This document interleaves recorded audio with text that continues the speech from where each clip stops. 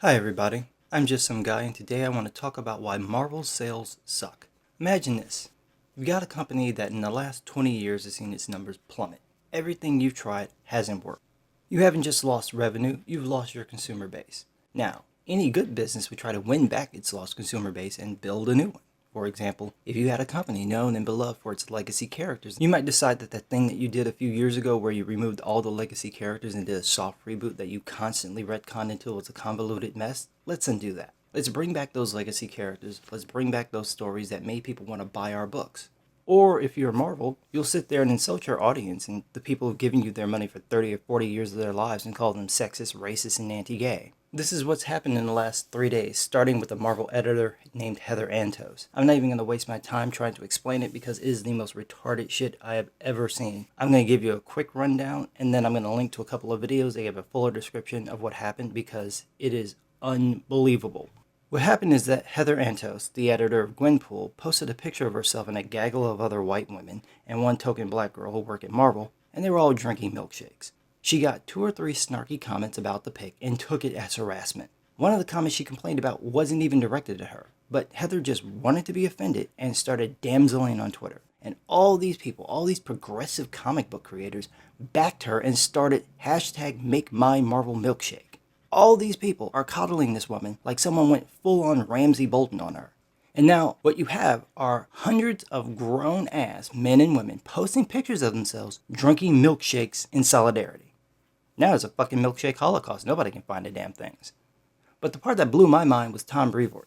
Tom Brevoort is the executive editor and senior VP of publishing at Marvel Comics. This grown man has spent more time tweeting and retweeting about milkshakes in the last 3 days than he has been dealing with the fact that his company is tanking.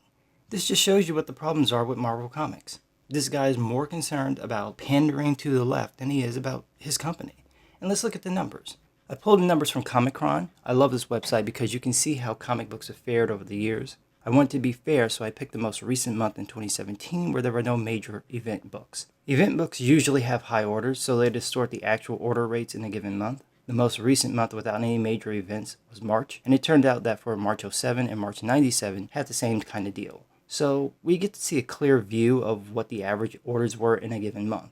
For some context, 1993 was the best year in recent comics history. There were over 11,000 comic book shops ordering tens of millions of books a month. April was the best month of the year with 48 million books ordered. So you can get an understanding of what I'm talking about. The total number of sales in 93 came out to about $800 to $850 million. That's insane. And the average comic book cost was $2.11. So they're really making a profit by selling a fuck ton of books.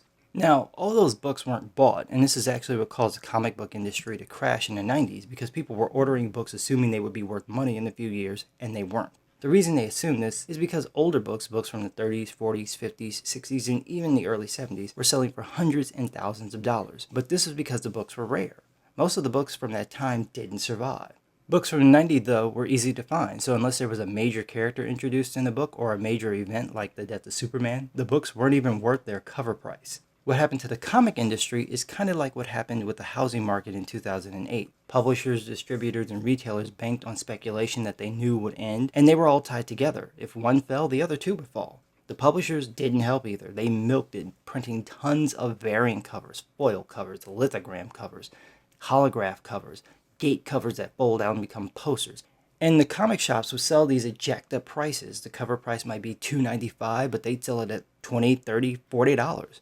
Nobody's buying that book. Once people stopped buying the books, retailers were left with products that they couldn't sell and couldn't ship back. Most magazines could be returned for a percentage of the original order price. You strip off the cover with the barcode, toss the actual book, and send the UPC back to the distributor. You can't do that with comics, so once you've got them, you're stuck with them. And those 11,000 comic book shops started to lose money, and so stopped placing orders. This hurt the distributors, which in turn hurt the publishers. And there's a little graph here where you can see just what happened. The publishers took a steep hit. The white line shows all the publishers. You can see that in September of 96, the numbers were at their highest at about 12 million. By March of 98, it tanked to about 8 million, just completely bottomed the fuck out. The lowest it's ever been has been around September of 2010 to about January of 2011. The books were almost down to 4 million. And you can see the current sales are about at 8 million. So it takes us all the way back to 1998. It hasn't been that high in 18 years. That's how bad the industry is doing.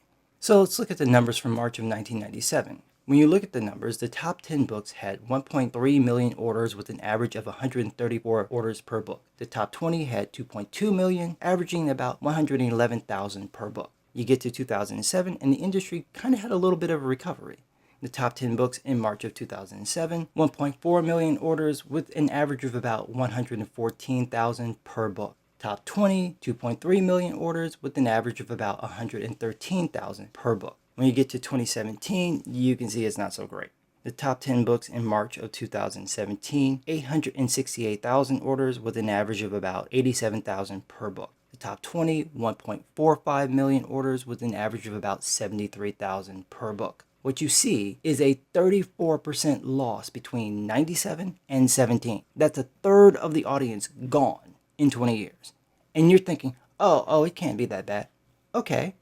From 1997 to 2007, the industry actually had a 5% gain. But from 07 to 17, it dropped 37%. You've lost 37% of your audience in 10 years. A lot of factors go into that. Writing for the trade. The industry stopped producing single issue stories and started making basically chapter stories. The problem is that there's 50 to 70 years of continuity driving these chapter stories. So if you don't know a good chunk of that, reading these books is like jumping into the middle of a season of 24. You don't know what the fuck is going on. The other thing that happened was that DC Comics went on a nostalgia kick. People who grew up reading Silver Age books from the 60s, 70s, and early 80s, began working in DC and wanted to take those old campy stories and make them serious. But in order to do this, they had to get rid of all the characters they created in the 90s, so they either sidelined, retconned, or replaced the characters, the latter often being with the characters the 90 characters were meant to replace. Marvel, on the other hand, had a serious case of the fuck it's. They basically said, we'll publish whatever we want because we know you're stupid enough to buy it. While the big two were doing all of this, the youth market that they abandoned turned to video games and Japanese comics and animation. So that's why you have this 37% loss, because the industry changed and they're not trying to appeal to a younger audience anymore. But what really breaks it down is what happened with Marvel. Back in 97, Marvel was at the top of the game, selling more books than anyone else. The top 20 books for Marvel in March of 97, 2.1 million orders with an average of 107,000 per book. The top 20 in March of 2007, 2 million orders with an average of 102,000 per book. The top 20 in March of 2017, 1.1 million with an average of 55,000 per book. From 97 to 07, Marvel had a 10% loss. From 07 to 17, they had a 45% loss. From 97 to 17, 20 years, Marvel had a 48% loss. You've lost damn near 50% of your audience. And you go, oh, well, DC is probably suffering the same way. Okay, let's look at DC's numbers. Top 20 books from DC in March of 97, 1.3 million orders with an average of 65,000 per book. Top 20 in March of 2007, they had a little uptick. 1.4 million orders with an average of 71,000 per book. Top 20 in March of 2017, 1.2 million orders with an average of 62,000 per book. So when you look at the breakdown, from 97 to 07, DC had a 7% gain. From 07 to 17, they had a 17% loss. That's pretty steep. But because of the gain from 97 to 07, DC has only lost 8% of their audience in 20 years. Marvel lost 48% of their audience in 20 years. DC only lost 8%. That's unbelievable. Marvel lost half its audience. DC lost about 10%. But go on, Tom Brevoort. Go ahead, do your little make mine milkshake. Go on, do your little hashtag. Go ahead and get involved in pointless Twitter controversies while you're sitting there responding to the fucking virtue signal. Aren't you married? You can't be this desperate for vagina that you have to do stuff like this. But go ahead and pander to these people. There's nothing to see here. Your books are just tanking. And just so you understand, it's worse than it sounds. Marvel is now selling worse than DC was 20 years ago. Marvel is currently at 1.1 million orders, averaging about 55,000 per book. In 97, DC was at 1.3 million orders, averaging about 65,000 per book. That means in 2017, Marvel is selling 15% lower than DC was in 1997. Marvel is selling worse than DC Comics was when Marvel was at the top of its game. That's how bad this company is doing. It is sucking all kinds of donkey balls, dry balls, wet balls, skinny balls, little chiclet-sized balls from every angle. Honestly, if you want to make money off of comics, the people you want to appeal to are young boys and teen boys. You want to get them to buy your books because they're going to be more hardcore about it than just about any other group. And if you want to appeal to girls, look at what they like. Look at the anime and manga they read. It's Naruto, Bleach, Attack on Titan. What are you doing remotely close to this? They have nothing to even compare to it. No, what Marvel has is their SJW books. And Tom Brevoort and Axel Alonso, the editor-in-chief at Marvel, are so proud of these books. They're ever so proud of these books. And Heather Antos, the woman behind this stupid milkshake nonsense. She's the editor of Gwenpool, and she's ultra proud of that too. Okay, we can be proud of it, but let's look at the numbers. Let's look and see how these SJW books are doing. So I pulled the numbers from the most recent stats, which is from June 2017. Every time you hear Brevoort and Alonso talk about these books, they're patting themselves on the back. This is what happened with David Gabriel too, the Marvel VP of Sales. He got into trouble after an interview where he said, quote, "What we heard from retailers was that people didn't want any more diversity. They didn't want female characters out there. That's what we heard, whether we believe that or not." I don't know that that's really true, but that's what we saw in the sales. We saw the sales of any character that was diverse, any character that was new, or female characters, anything that wasn't a core Marvel character. People weren't turning their nose up against it. That was difficult for us because we had a lot of fresh, new, exciting ideas that we were trying to get out there, and nothing really worked. Yeah, and you know why? Because you have shit like Jean Grey going inside a 14-year-old boy's head and making him her gay best friend. This is what you're publishing. You're hiring political commentators like Ta-Nehisi Coates and Roxane Gay, people who do not write comic books, people who don't even write fiction, and having them write your books and then being shocked that the books fail. The fuck is happening with Squirrel Girl? And you have writers who are actually good writers like Brian Michael Bendis just writing total crap characters. What the hell is happening with Riri Williams in Invincible Iron Man? She's a fucking supervillain. And you're wondering why your sales are down. So let's look at it. June 2017. None of these books are in the top 20. They're not in the top 30. They're not even in the top 40. The top SJW book is Feminist Thor, Mighty Thor number 20, ranked 41 out of 300. It has a whopping 43,000 books ordered. That doesn't mean all the books are sold out. You can go to a comic book store right now and I bet you'll find issue 20 sitting right there on the fucking shelf. Next up is All New Wolverine, a book no one asked for, 38,000. Not Gay Iceman debuted at 34,000, but like I said in my other video, issue 2 is at 22,000 orders. Then you've got Villainous Ironheart, Riri Williams, Invincible Iron Man, number 8, ranked at 64 at 33,000 copies. That book debuted at 98,000 copies. It lost 60% of its audience in 8 issues. It lost 55% of its audience in 2 months. But you're right, everybody loves Riri. Moving on. Oh look, it's Marvel's token not black Spider-Man Miles Morales. How's he doing? 29,000 orders. Just under him is Spider-Gwen, also at 29,000. Next up is Champions, Mark Waid's Pride and Joy. Bet that's doing well. Nope, 27,000. Oh, we've got Black Panther. At least it's ranked 100. That's a good number. Not so good orders though, 25,000. Boring ass She-Hulk, 25,000. Totally Awesome Hulk, totally not awesome numbers, 23,000. Gwenpool, 22,000 orders. Not after all this shit with Heather Antos. Next up, Jessica Jones, 22,000 orders.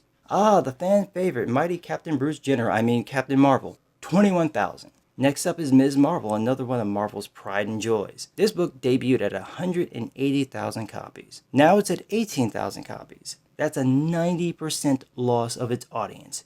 Gone. Luke Cage, 17,000. Black Panther and the Crew, it's already been canceled, but it's just at 15,000.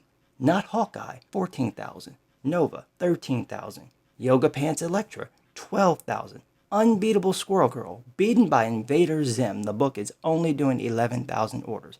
Occupy Avengers, totally not occupied because they're only doing 10,000 orders. Unstoppable Wasp, stopped by Back to the Future, a 30-year-old property, only 8,000. And last and numerically the least, Moon Girl and Devil Dinosaur, 8,000 orders. This is it. 22 of the books. Not one of these books is popular. Not one of them. 10 of the books are under 20,000 copies.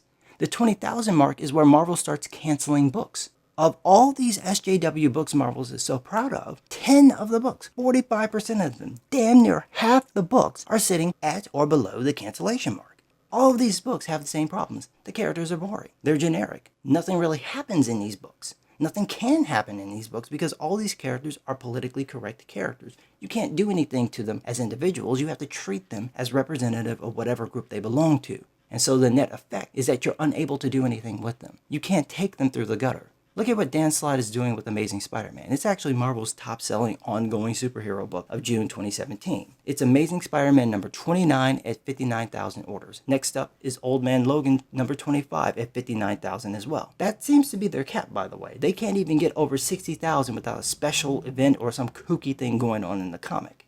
You're sitting here destroying your characters. You've ruined Steve Rogers for no reason. You've ruined Peter Parker for no reason. You ruined Thor and Tony Stark for no reason. And you've spent the better part of the last 10 years making these characters household names with your films, and you've just thrown them away. You've got this edict where if you have any female characters in your books, they have to be covered from head to toe, flat-chested with crotch bulges. Your books are bombing because you don't put out good products. You put out lackluster stories riddled with progressive politics. Nothing of any import happens in any of them. None of these stories are going to be important 10 years from now. Nobody's going to be recounting this shit. There's no character drama. There's no character development. There's no risk involved because the characters are never wrong. And of course, all the other superheroes love them. But by all means, ignore this stuff. Go on Twitter and bitch and moan about somebody posting snarky comments on somebody's Twitter feed, not fixing this shit. And don't get me wrong, I get it, Marvel. You think that what you're doing works. Here's the deal. The people you're trying to appeal to don't buy comics. You know what they do? They go and they buy a milkshake and take a selfie with it. Ask yourself this question. Of all the people taking pictures of themselves and retweeting these pictures, they spent $5 on a milkshake. Did they spend $5 on your comics? Did they ever waltz their asses into a comic book store and perused what was available? When was the last time they bought a comic? Hell, do they even illegally download the damn things just so that they can read them? How much do you want to bet they don't touch your books? All those backers who are following Heather Antos on her Twitter feed, they don't read comic books. Your business is down 48% in 20 years. You shouldn't be tweeting shit. You should be spending your time contacting all the writers and all the editors of these 22 books and slapping the shit out of them. How come you can't get these books in the top 20 if they're so popular? And this is what we're dealing with as comic book fans. A bunch of sad milkshakes because all these people tweeting this nonsense, damn near every last one of them whiter than the ghost himself. Just pure white guilt. So go on Tom Brevoort, go on Axel Alonso, go on Marvel, waste your time on Twitter retweeting bullshit while your books are bombing. And you're wondering why your numbers are down. But what do I know? I'm just some guy.